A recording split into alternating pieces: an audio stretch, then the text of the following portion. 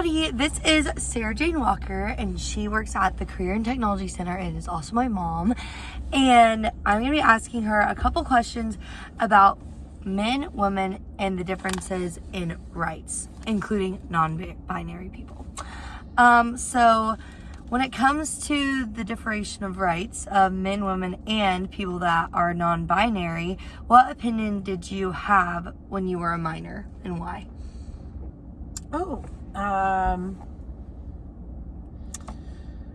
When I was a minor,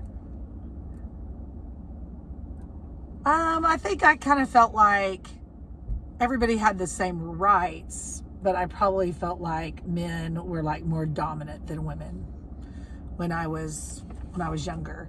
And when I was younger, honestly, like the term non-binary wasn't a thing. So I did not even, I didn't even think about non-binary people then. Like that wasn't something that was in my circle, or I didn't know anyone like that. And so I didn't really have any kind of opinion or idea about it. Nice.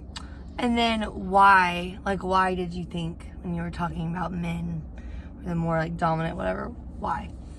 I think just because it was more like a more traditional thing that, you know, women definitely when I was younger, like women worked, women had rights, women,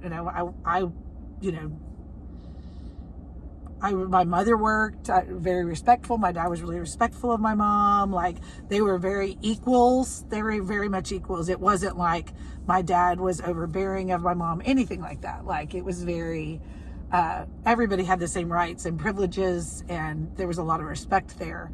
But I guess just in my mind, I kind of thought like, oh, well, you know, men lead. I didn't really see women as leaders as much as I do now. Yeah. And hopefully I am. Yeah. And then how has your opinion changed now?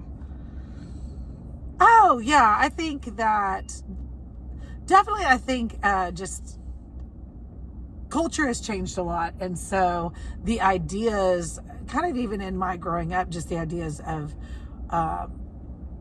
women excelling, women leading, women being in even more, at the time, more male-dominated roles. That I work in education. And so when I grew up, every principal of a school was a man. Like there were any women principals that I remember when I was even in high school or in college. The president of the university was a man. You know, all these things. And now I don't even think like that. Like I would say the majority of people in my school district that are the leaders in an administration are women. One of my best friends is a superintendent. Like, I don't even think about those roles being gender dominated. Yeah. I think men could have those roles, women could have those roles, non-binary people could have those roles. Like, I don't even like put those parameters on, like gender parameters on those roles like I used to when I was younger. And then, so what spurred that change? I think just, I think people moving forward and leaders, you know, seeing people differently and then having, you know, different female leaders in my life and seeing how they grew and changed and how they were kind of changing the face of, let's say education, because that's where I work, like seeing education and meeting leaders. I had a particular woman in my life named Leslie Collier Lewis, and she was, I was a brand new teacher, and she was over a bilingual department in our district. I didn't really know her very well at all, but I started working in her department, and I remember like the first year I worked there, I went on a trip with her and I was on an airplane, and she was like, so what leadership role are you taking? And I was like, what? I mean, I just started my career. And she was like, no, you're going to move up.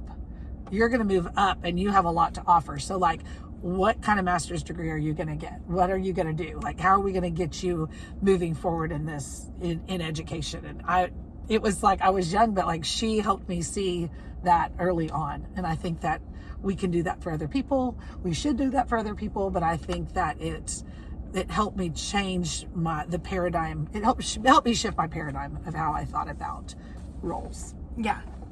All right. And then what piece of information or lived experience do you think would have the biggest impact on changing others' perspectives on the topic? I think having exposure, being in different situations, meeting different people, looking at different, either reading or meeting or pursuing, getting to know people that are in leadership roles, help you understand and view things differently and help you grow as a person. All right. Nice. All right. Thank you, Sarah Jane. Welcome.